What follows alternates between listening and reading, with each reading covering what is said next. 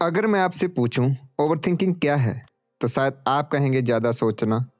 लेकिन ओवरथिंकिंग होती बिना कंट्रोल के सोचना। और जब ये प्रोसेस बार बार होता है, तो ये हमारी आदत बन जाती है। हैरान करने वाली बात यह है कि ये कमज़ोर लोग नहीं करते, बल्कि सबसे ज़्यादा ओवरथिंकिंग इंटेलिजेंट लोग करते हैं। पर सवाल यह है कि सोचना इंटेलिजेंस की निशानी है, तो वही सोच डर, एंग्जाइटी और कन्फ्यूज़न में क्यों बदल जाता है। इस वीडियो के अंत तक आप जानेंगे आपका दिमाग आपके ही खिलाफ क्यों काम करने लग जाता है और कैसे इस ओवरथिंकिंग को डीप थिंकिंग और स्ट्रॉन्ग डिसीजन मेकिंग में बदला जा सकता है। ओवरथिंकिंग एक आदत है, ये तो आप समझ गए, लेकिन ये क्यों होती और आपकी लाइफ में कैसे आई, ये समझना उससे भी ज़्यादा इम्पोर्टेंट है। हमारे दिमाग में एक नेचुरल डिफेंस मैकेनिज्म होता है जो हमारी पास्ट एक्सपीरियंस और मिस्टेक से बनता है। इसका मकसद सिर्फ इतना है कि हम फ्यूचर में होने वाले नुकसान से बच सकें। शुरुआत में ये बहुत अच्छा लगता है, आप खुद को स्मार्ट समझने लगते हो और आपको इसमें मज़ा आने लगता है। आपको लगता है कि मैं हर एंगल से सोच रहा हूँ, मैं गलती नहीं करूँगा। लेकिन प्रॉब्लम तब होती जब ये सिस्टम ओवर एक्टिव हो जाता है और आपकी सोच आपको प्रोटेक्ट करने के बजाय रोकने लगती है। जब ओवरथिंकिंग बढ़ती है, तो सबसे पहले एंग्जाइटी आती है। दिल में हल्की सी घबराहट, दिमाग में डर, क्या होगा, ऐसा क्यों हुआ। यही एंग्जाइटी धीरे धीरे सेल्फ डाउट में बदल जाती है, मेरे साथ ही ऐसा क्यों होता है। जहां आप खुद से सवाल करने लगते हो कि शायद मैं ही उतना अच्छा नहीं हूं। जब खुद पर भरोसा कमज़ोर पड़ जाता है और कॉन्फिडेंस लो हो जाता है, तो उसके बाद आप काम टालने लगते हो, क्योंकि एक्शन लेने का मतलब रिस्क लेना होता है और दिमाग रिस्क लेने से डरता है। नतीजा काम टलता है, गिल्ट बढ़ता है जो एंग्जाइटी को और बढ़ा देता है और यही लूप बार बार रिपीट होता रहता है। जहां प्रॉब्लम सोच नहीं, प्रॉब्लम होती सोच का एक्शन तक ना पहुंच पाना। अब समझो ओवरथिंकिंग कितने टाइप की होती है और आप किस कैटेगरी में आते हो। पास्ट ओवरथिंकिंग, पुरानी गलती को बार बार दिमाग में रिप्ले करना। अगर मैंने उस टाइम पे ऐसा किया होता तो आज ऐसा होता। इंसर्ट, ब्रेकअप, फेलियर का बार बार याद आना। अब एक सवाल है, अगर मैं आपसे पूछूं क्या पास्ट को बदला जा सकता है, जवाब है नहीं। लेकिन रिग्रेट और गिल्ट से बचने के लिए हम ऐसा सोचते रहते हैं। एक बात ध्यान से समझो, आपके पास्ट ने आपका प्रेजेंट डिसाइड किया है और आपका प्रेजेंट आपका फ्यूचर डिसाइड करेगा। अब दूसरे नंबर पर आते हैं प्रेजेंट ओवरथिंकर। मैं सही कर रहा हूँ या नहीं, गलती हो गई तो क्या होगा, छोटे छोटे डिसीजन लेने में कन्फ्यूज़न, बात करने से पहले सामने वाले का रिप्लाई सोच लेना, वो मुझे ये बोलेगा और मैं ये बोलूँगा। पर रियल लाइफ में 90% ऐसा होता ही नहीं। ना वो इंसान वैसा बोलता है, ना सिचुएशन वैसी होती है। ऐसा इसलिए होता क्योंकि आप हर चीज़ परफेक्ट करना चाहते हो, आप गलती नहीं करना चाहते। परफेक्शन की यही कोशिश आपको एक्शन नहीं लेने देती। सबसे पहले ये बात समझो, परफेक्ट डिसीजन नाम की कोई चीज़ नहीं होती। हर डिसीजन एक्सपेरिमेंट होता है, कुछ सही निकलते हैं, कुछ से हमें सीख मिलती है। अब नेक्स्ट आते हैं फ्यूचर ओवरथिंकर। कल क्या होगा अगर सब गलत हो गया तो? लोग क्या सोचेंगे? पैसा, करियर, रिलेशनशिप सब कैसे मैनेज होगा? फ्यूचर ओवरथिंकिंग में दिमाग आज की प्रॉब्लम नहीं, कल की मूवी बना रहा होता है और वो मूवी ज़्यादातर डर से भरी होती है।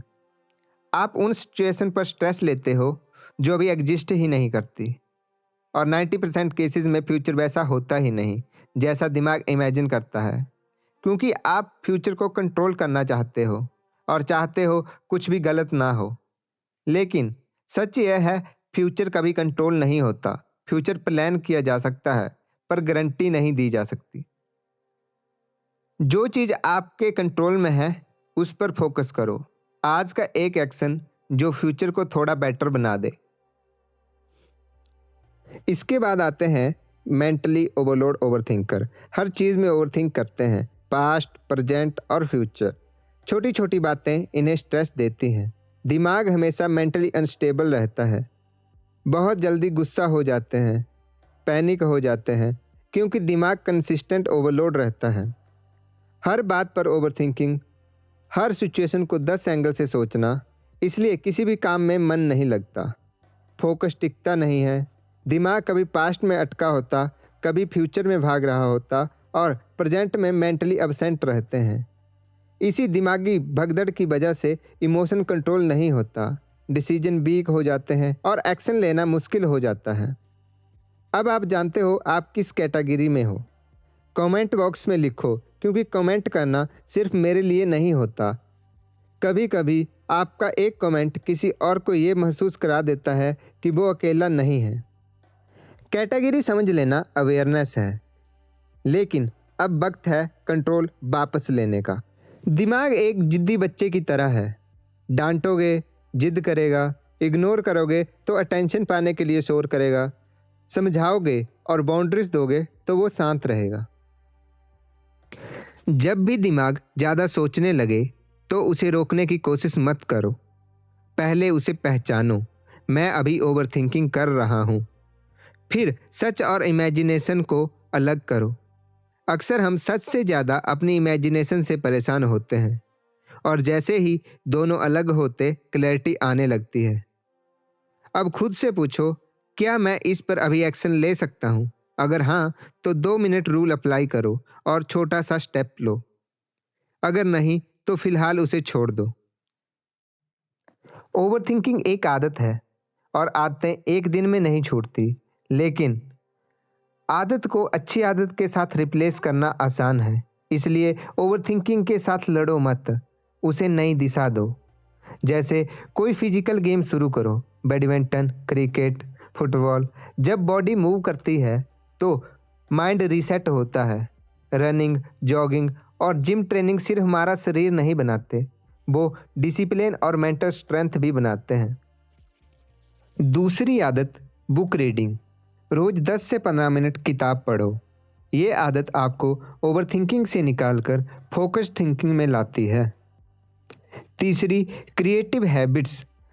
राइटिंग, ड्राइंग, कंटेंट क्रिएशन और म्यूजिक। ये हैबिट आपको एक्टिव इमेजिनेशन की प्रॉब्लम से हटाकर क्रिएशन में लगा देती हैं। और चौथा, कोई नई स्किल सीखना, जैसे video editing, graphic design, music production. जब आप कुछ नया सीखते हो तो दिमाग टेंशन में नहीं, ग्रोथ में एंगेज हो जाता है। आपको इनमें से जो भी आदत अच्छी लगी हो, आप उसे अपना सकते हो। अब मैं आपको 10 पावरफुल टेक्निक के नाम बताऊंगा जो आपकी ओवरथिंकिंग को डीप थिंकिंग में बदलने के लिए मदद करेगी। Awareness, meditation, brain dump, body movement, time bound thinking, small action rule, control filter, thought labelling, emotional acceptance, rest sleep digital control. Overthinking तुम्हारी दुश्मन नहीं है, बल्कि गलत डायरेक्शन में चल रहा पावरफुल दिमाग है। जिस दिन तुमने सोच को एक्शन के साथ जोड़ना सीख लिया, उसी दिन तुम्हारी ओवरथिंकिंग डीप थिंकिंग में बदल जाएगी। अगर इस वीडियो में कोई बात क्लियर नहीं हुई हो या किसी पॉइंट को लेकर कोई कन्फ्यूजन हो तो कमेंट में लिखो। मैं उस कन्फ्यूजन को नेक्स्ट वीडियो में डिटेल में कवर करूँगा। और नेक्स्ट वीडियो में मैं आपको बताऊंगा ओवरथिंकिंग को कंट्रोल करने के 10 प्रैक्टिकल टेक्निक्स, जो आज मैंने इस वीडियो में सिर्फ शॉर्ट में मेंशन किए हैं, जो आपकी ओवरथिंकिंग को डीप थिंकिंग में बदल देगी। अगर वीडियो हेल्पफुल लगी हो तो लाइक करो, चैनल सब्सक्राइब करो। मिलते हैं नेक्स्ट वीडियो में। Take care.